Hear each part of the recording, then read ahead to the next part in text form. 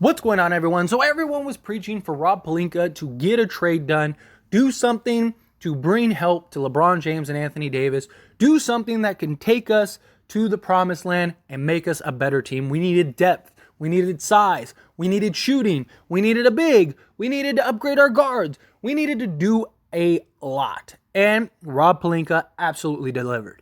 We got an entire roster change, entire roster rehaul, essentially.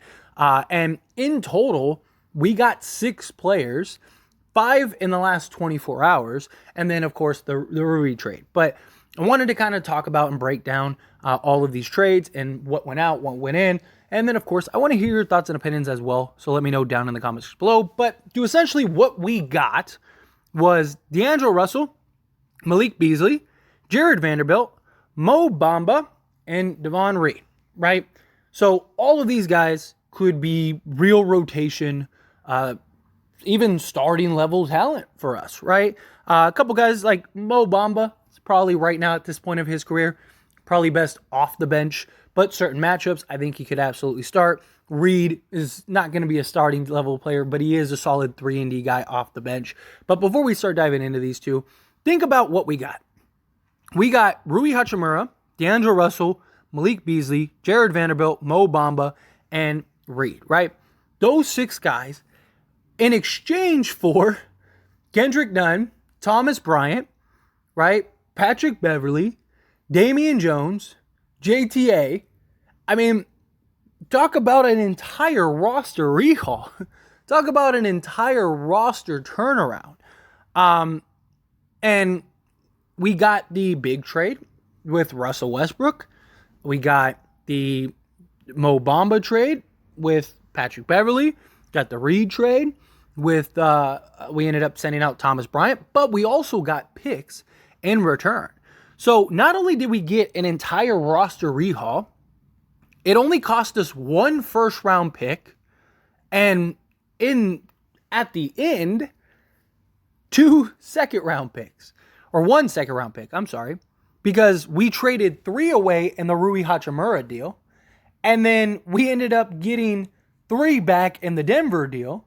And we traded 1 in the Mo Bamba deal. So we essentially got Mo Bamba and also Rui Hachimura for, what, 1 second? That's a pretty good deal. It's a pretty good deal. I mean, it also cost us, technically, if you break it down, Kendrick Nunn and Thomas Bryant. But in my opinion, Rui Hachimura and Mo Bamba, I would rather have over those two. Gives you size. Thomas Bryant has been amazing, incredible. I loved having him on the Lakers. He was huge for the Lakers when we ended up losing Anthony Davis. So, credit him.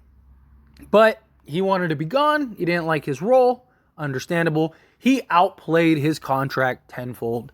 The guy, we were never going to be able to keep him. We were never going to be able to retain him.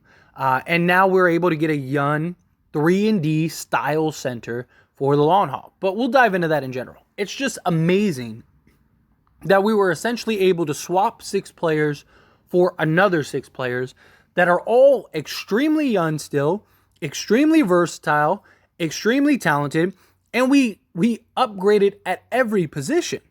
We upgraded at point guard. We upgraded at shooting guard. We upgraded at small forward. We upgraded at power forward. We upgraded at center. And we even got a 6th man on top of that in Reed. That is just beautiful. But to dive into the first trade, let's talk the big trade, right? The big blockbuster move. We gave up Russell Westbrook and a protected first-round pick. And if it's conveyed, right, then it's obviously going to be 5 or higher. Hopefully it's closer to higher than the 5. But if it's not conveyed, then it becomes a 2nd-round pick. So we could end up getting, theoretically, Beasley, Vanderbilt, and D'Lo for Russell Westbrook, JTA, Damian Jones, which we also moved off of Damian Jones's contract. Because remember, he had another year. And all it might have cost us was a 2nd-round pick. At worst, it cost us 1 first-round pick. And you got a 3rd option that you need in D'Angelo Russell. Not only is he a 3rd option, He can shoot, which is huge. He's top 5 in percentage and made three-pointers for all three-pointers, all three-point shooters that have shot 350 or more. So high volume three-point shooters and high makes. D'Lo is number 5. To add to that, Beasley is in the top 10 or 12. So you got two essentially top 10 guys in volume and makes with percentage this season. That is really good. Really good. But sticking with D'Lo, got our third option. But what it also did is it got us that guy that we've been searching for since we went and got Dennis Schroeder. Right? The whole reason of getting Dennis Schroeder was like when LeBron's not in the game, or, even when LeBron is in the game, he can play off the ball, which he never does, and he's not going to. But D'Lo is a guy that can play off the ball and be a spot-up shooter, right? And now you also have a guy that when LeBron doesn't play or he's out getting some rest, you have a guy in D'Lo that can run the offense. It also allows Dennis Schroeder to now go to the sixth man, which that is very big and important, right? Like I always said, one of the first things that I ever talked about when I talked to trade, I was like, man, like we could use a real roster rehaul, right? And I said, but realistically, I think we're 2, maybe 3, maybe 4 pieces away. But I was like, Thomas Bryant and Dennis Schroeder might make us that much closer. So I was like, when Thomas Bryant and Dennis Schroeder come back, I was like, maybe now we'll only need 3 pieces.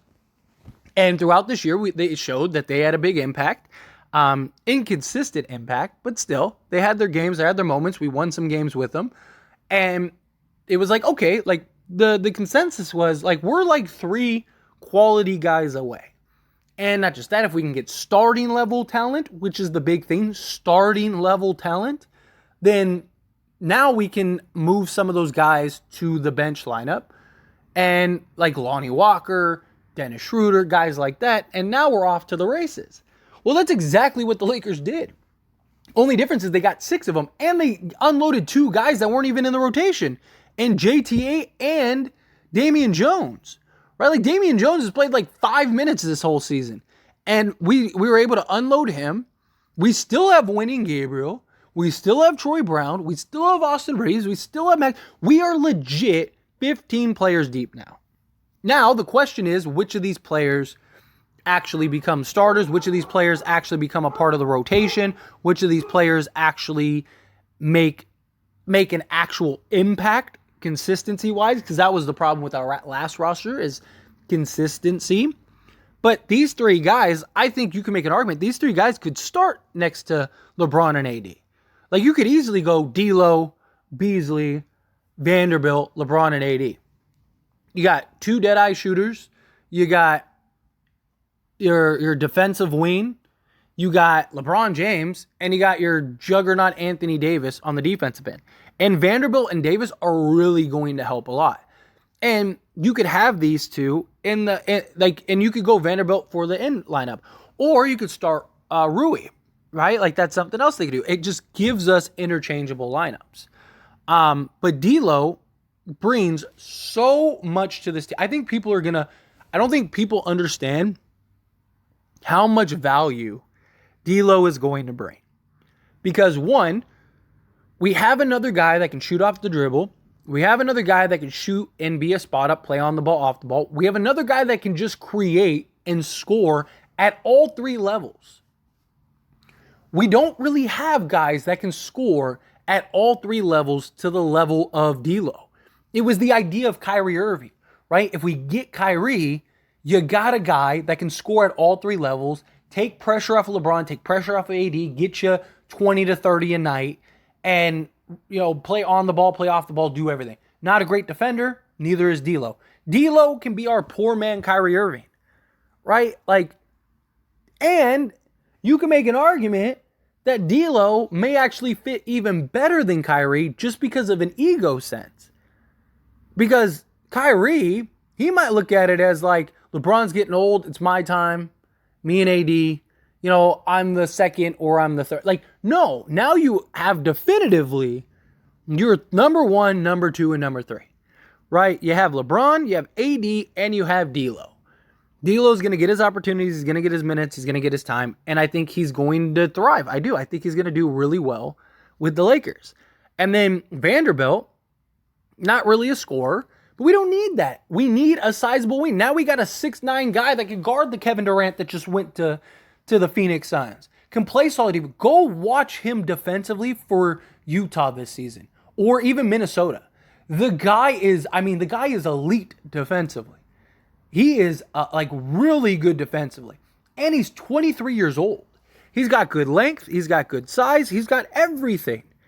And then you got Beasley, who, he can be a serviceable defender, right? Like, especially in defensive schemes. I mean, Minnesota was like top 12 defense last year. And Beasley was a big part of that. And so was Vanderbilt. Like, those defensive lineups were really good. You had Pat Bev, and Pat Bev was playing really great too. But Cat wasn't the defender that AD was or is.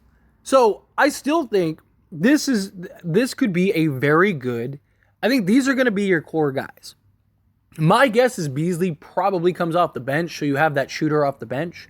It'll probably be like D'Lo and Lonnie or D'Lo and Reeves. And then you have probably Beasley off the bench, so that way you always have a shooter on. But I do imagine in certain spots you probably play D'Lo and Beasley. But just a thought. But anyway, I absolutely love this deal. Absolutely love this trade. It's complete low risk, high reward. You have control over all three of these guys for the foreseeable future. You have bird rights on D'Lo. Like, could he leave? Sure, but where is he going to go? Right? I mean, there's already talks that he's going to re-sign with the Lakers or maybe take an extension. So, like, where's he going to go? Nobody has cap space next season, and everyone that does isn't going to want D'Lo. So good luck. And if you come back, it's going to be even cheaper. We're not losing D'Lo. And all these guys are young. Beasley's 26, D'Lo's 26, Vanderbilt's 23. Like, this is what you need. And then on top of that, we got Rui Hachimura. So we got another sizable wing. Mid-range, absolute butter. Defensively, he can hold his own. He's not elite defensively. He's not Vanderbilt defensively, but he can hold his own. He is better at as a 4 than he is a 3, but Lakers have him playing the 3. He just doesn't have the foot speed. He has the size. He has the length. He has like a 7-foot wingspan, 7'2" wingspan, something crazy like that. And so he's got the good length, disrupts passing lanes. He's strong. He's sturdy. He gets to his spots. He can't be bullied. He can't be pushed around. I mean, just rebounding and defensive. Like, he was great in the Thunder matchup. Just on both sides of the ball and rebounding and defense. It's just, I wish they would call plays for him. But we traded Kendrick Nunn, who was a disaster for us, and 3 second-round picks that we ultimately got back in the Thomas Bryant trade. We essentially just swapped Rui Hachimura, a 6'8", 24, 25-year-old small forward, power forward, with a long wingspan, 230, just milky, smooth type of midi, can knock down the 3 ball, do a little bit of everything. We're going to be able to grow. We're going to be able to develop him. He's going to be a solid piece. We basically got Rui Hachimura for free. Like, think about that. That's crazy in hindsight, right? I absolutely love it. And we've already seen, he's already shown bright spots. He's already shown that he can be a guy that can score. And the beauty is with Rui, you have Rui and you have Vanderbilt now for the next 10 years, if you want. Or at least 8. I mean, in 8 years, Rui would be 33? And Vanderbilt would be 31. So you have basically your power forward and small forward for the foreseeable future. Unless, you can get an elite one or whatever. But yeah, at least you have a foundation. You have a youth. Maybe Rui does evolve into that mid-range, just power forward, small forward god, and he's just killing everybody. Or maybe Vanderbilt develops a shot and he becomes, a 3-and-D just juggernaut. That could happen, right? Like, who knows? Max Christie could end up stepping up and becoming the star, right? All these guys are very young. And it's just, you got all these young guys, you got all this core for the future. All it takes is one or two of them who already had promise to begin with to all of a sudden step up, come into their own through proper development, through playing time, because the guys are all going to have big roles, and step into that like, okay, I'm the guy. That's the hope. Because sooner or later, we're not going to have LeBron. Sooner or later, we might not even have AD. So it's things to keep in mind. But the Rui trade, absolutely incredible. So there's 4 guys right then and there. And then on top of that, you go and get Mo Bamba. You trade Thomas Bryant, which everything was like, well, that was weird. Then you get the news that he wanted out. Okay, I understand. I get that. Then it's like, okay, well, the Lakers have to get somebody. And I was like, why not Mo Bamba? And I called up Rob, and I was like, hey, Rob, go get Mo Bamba. And Rob went and got Mo Bamba, just like I did for Rui Hachimura, just like I did for D'Angelo Russell. In case those that don't know, I'm just joking, because I'm sure there's going to be somebody watching this video that's like, he really knows Rob? He called Rob? No, I didn't. I'm just joking. But I did. I loved it. I loved the move. He's young, 3-and-D. So many people, I've heard so many people this entire season talk about how they wanted Miles Turner. You just got a younger Miles Turner. You got to develop him into that. But if you look at his per 36, he's Miles Turner exactly. I mean, the numbers are scary exact. I mean, uncannily exact. And you just got that guy who's going to come out. He can come off the bench. He can play next AD. He can play off AD. He shoots 40% from 3.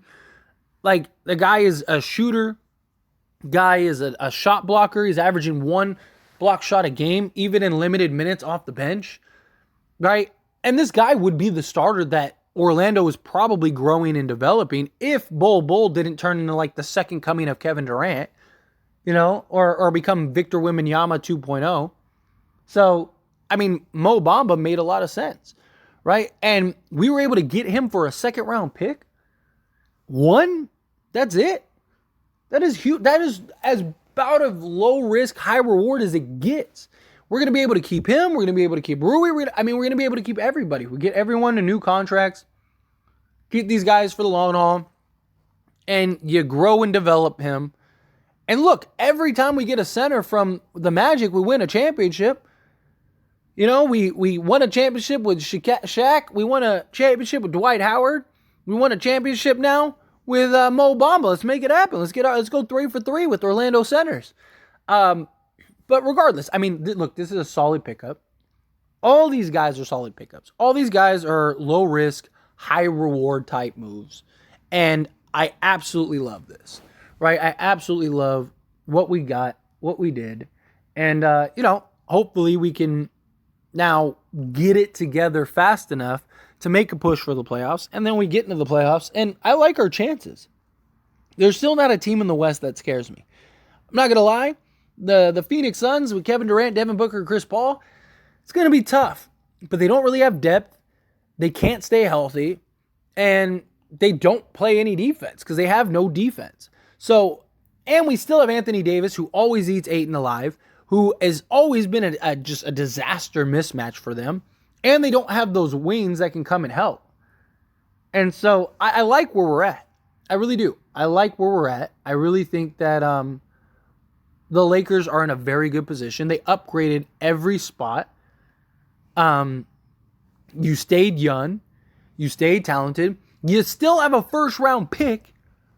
And you have stackable contracts now, reasonable contracts. You're probably going to extend D'Lo. So if some superstar or whatever, that if Kyrie wants to come, you could always trade D'Lo. And you're going to have 2 first-round picks in the offseason. You're going to have the 29 pick, and then you're going to have your 2023 pick. That's good. Rob knocked this out of... Rob won this trade deadline, hands down. Got 6 players during that stretch. I know Rui happened, a couple weeks early, but still, it was a move. It was a move before the trade deadline, right? And so this was... he killed it. He managed the assets. He didn't have to give up both firsts to do the deal. He got everything he said he was going to do. Give this man his flowers. This man deserves it. The guy did his job. Killed it. Absolutely killed it. He upgraded in every single position, turned a bunch of, roll guys that were super inconsistent and just not very good into a bunch of guys that have been really good and can likely be better in the right circumstances, right? And now it's going to come down to coaching. Can Darvin Ham, be a better coach? But it might also help that he doesn't have Russ and he doesn't have Pat Bev. So I mean, even Rob Pelinka did him a solid in that department, right? Like, oh well, now you don't have 4 guards to start, right? So, but in general, I mean, this is good.